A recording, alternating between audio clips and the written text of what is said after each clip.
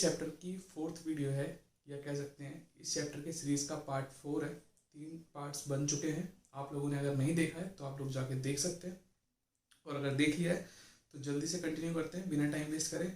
Last video में मैंने आप लोगों को बताया था कि एपीसी क्या होता है, एपीएस क्या होता है, एमपीसी क्या होता है एंड एमपीएस क्या होता है, और इनके जो वैल्यूज़ होती हैं कि ये वैल्यूज़ 0 कब होती हैं, 1 कब होती हैं, या 0 to 1 कब हो सकती है। तो ये सारी चीज़ें हमने डिस्कस कर ली थी। आज हम सबसे पहले डिस्कस करने वाले हैं कि एपीसी एंड एपीएस के बीच में क्या रिलेशन होता है। ध्यान दीजिएगा। देखिए, ये इक्वेशन तो आप लोगों को पता ही है। जो कंजप्शन होती है वो, जो इनकम होती है वो कंजप्शन प्लस सेविंग के इक्वल होती है। यस, जो इनकम होती है वो कंजप्शन सेविंग के इक्वल होती है। अगर इस पूरी इक्वेशन को मैं इनकम से डिवाइड कर दूं, मेरा कहने का मतलब है मैं वाई से अगर डिवाइड कर दूं तो ये सी अपॉन वाई हो जाएगा एंड ये एस अपॉन वाई हो जाएगा। तो जैसा कि आप लोग जानते हैं, अगर मैं वाई को वाई से कैंसिल करता हूँ तो 1 आता है।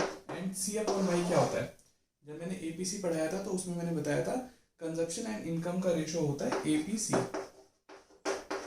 एंड सेविंग्स एंड इनकम का रेशो होता है एपीएस। तो यहाँ पर ये रिलेशन निकल कर आता है कि एपीसी एंड एपीएस में रिलेशन होता है कि अगर इन दोनों का सम करा जाए तो वो 1 के इक्वल आएगा। सिमिलरली हम ये भी कह सकते हैं कि change in income change in consumption plus change in saving के इक्वल होता है। मान लेते हैं इनकम, चेंज इन इनकम हुई है हमारी 100 और हम अपनी कंजप्शन में चेंज करते हैं 40, तो सेविंग्स में चेंज आएगा 60। ऑब्वियस सी बात है। अब मैं इस पूरी इक्वेशन को अगर मैं चेंज इन इनकम से डिवाइड करता हूँ,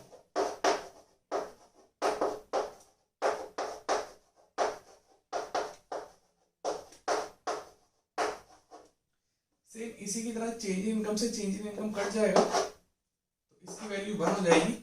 and change in consumption upon change in income होता है MPC, and change in saving upon change in income होता है एमपीएस। तो ये एमपीसी एंड एमपीएस का रिलेशन है, यानी इन दोनों का सम 1 होगा, एंड एपीसी एंड एपीएस का रिलेशन है, इन दोनों का सम 1 होगा। अब चलते हैं अपने कंजप्शन फंक्शन की इक्वेशन पर। ठीक है, जो कंजप्शन फंक्शन की इक्वेशन होती है वो होती है सी बार प्लस बी वाई। एक बार मैं आप लोगों को सबको बता देता हूँ कि ये क्या चीजें हैं। सी का मतलब होता है कंजप्शन,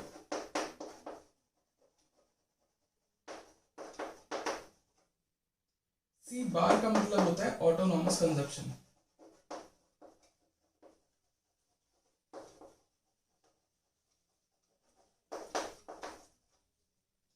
बी का मतलब होता है एमपीसी, और एमपीसी कैसे निकलता है, change in consumption upon change in income से, एंड वाई का मतलब होता है नेशनल इनकम।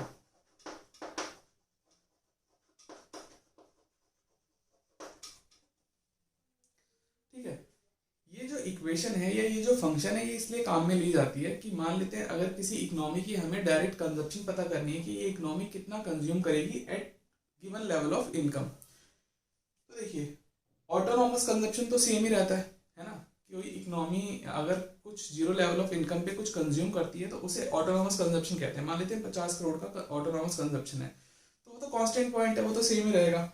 और उसका एमपीसी भी हमें पता है, यानी जो उस इकोनॉमी का change in consumption upon change in income का रेशियो है वो भी अगर हमें पता है, और इनकम में चेंज आता है। मान लेते हैं इनकम पहले इकोनॉमी की थी 500 करोड़, अब हो जाती है 600 करोड़, तो हम इस फॉर्मूला में डायरेक्टली पुट कर सकते हैं सी बार की वैल्यू, बी की वैल्यू एंड 600, तो हमारी जो कंजप्शन है पूरी इकोनॉमी की वो फाइंड आउट हो जाएगी। सिमिलरली इसी तरह सेविंग फंक्शन का भी फॉर्मूला होता है, वो होता है minus C bar plus 1 minus B Y.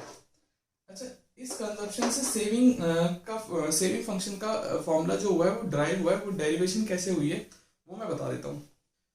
देखिए, आप लोगों को ये तो पता ही है कि y equals to C plus S होता है ना। अगर मुझे यहाँ से सेविंग की वैल्यू फाइंड करनी हो तो s equals to y minus C हो सकता है। ठीक है, सिंपली c अगर इधर प्लस का इधर आके माइनस हो जाएगा। अब हमें c का यानी कंजप्शन फंक्शन का फॉर्मूला भी मालूम है, वो क्या होता है, सी बार प्लस बी वाई। ठीक है, अब अगर हम ब्रैकेट ओपन करते हैं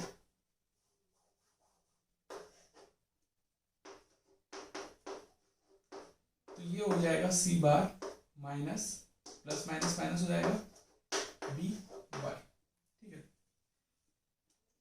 अब ये मैं एक साथ लिख देता हूँ, ये हो जाएगा minus C bar plus Y minus B Y, और मैं y कॉमन आउट करता हूँ तो यहाँ पर क्या बचेगा 1 माइनस बी। अगर मैं इसे अरेंज करके लिखूँ तो minus C bar plus 1 minus B Y हमारी इक्वेशन बन जाएगी, जो कि सेविंग फंक्शन का फॉर्मूला होता है। आई होप आप लोगों को अच्छे समझ में आया होगा। वैसे डेरिवेशन कम पूछी जाती है, फिर भी मैंने बता दिया कि ये कैसे ड्राइव हुआ है। आप लोगों को नोट करना है तो पोज करके नोट कर सकते हैं। चलते हैं अपने नेक्स्ट टॉपिक की तरफ। यस, तो अपना नेक्स्ट टॉपिक है कि derivation of saving curve from consumption curve, कि सेविंग कर्व से हम कंजप्शन कर्व कैसे बना सकते हैं।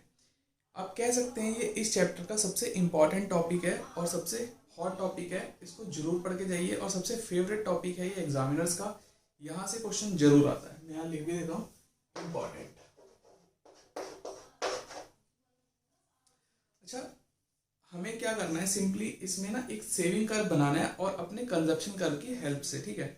मैंने यहाँ पे ना ग्राफ बनाए नहीं है अभी, ताकि मैं साथ के साथ बनाऊं और आप लोगों को समझ में आता रहे, ठीक है।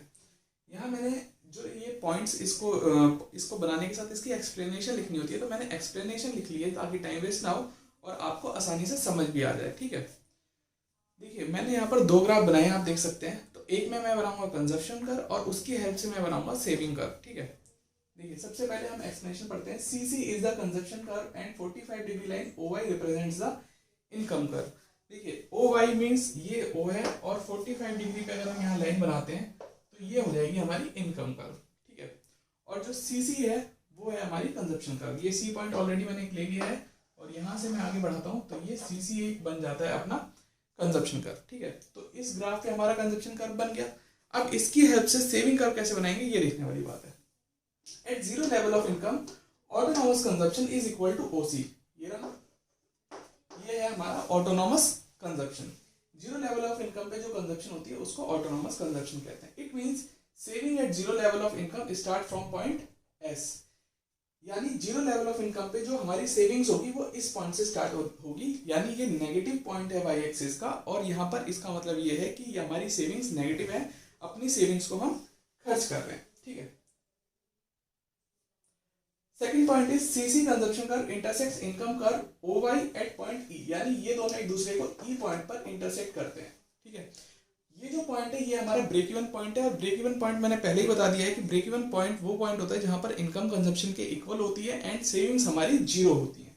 तो इसका मतलब इस पॉइंट पे जो सेविंग्स होंगी वो जीरो होंगी, और वो पॉइंट होगा हमारा ये लिखा है मैंने आगे। This is the break even point at point E। जो कंजप्शन होगा वो इनकम के इक्वल होगा। It means saving curve will be intersect X axis at point R। यानी जो सेविंग कर्व होगा, ये जो कर्व आएगा वो इस पॉइंट पे काटेगा R पॉइंट पे, ठीक है। और जब हम S एंड R को ज्वाइन करेंगे और इसको एंड एक्सटेंडिंग इट फर्दर और इसको आगे की तरफ बढ़ाएंगे तो जो ये SS कर्व मिलेगा वो हमारा सेविंग कर्व होगा। तो ये रहा आप लोगों के लिए पूरा डेरिवेशन। मैंने अच्छे से आपके सामने ग्राफ बना के समझाया है कि कंजप्शन कर्व से हम सेविंग कर्व कैसे बना सकते हैं। ये तो मैंने एक्सप्लेनेशन के साथ बताया। अब मैं एक छोटा सा समरी में बता देता हूँ फटाफट कि कैसे बनाया जा सकता है।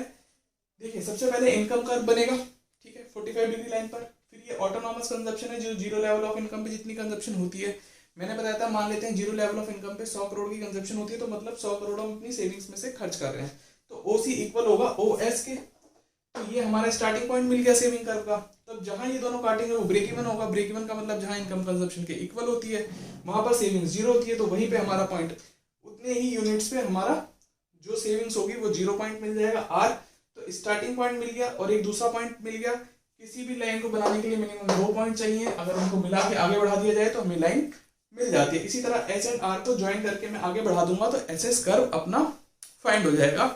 इसी तरह से अगर एग्जाम में आता है तो आपको ये दोनों ग्राफ बना के यही एक्सप्लेनेशन डिट्टो लिख देना और आपको पूरे 5 में से 5 नंबर मिल जाएंगे, ये मेरा प्रॉमिस है।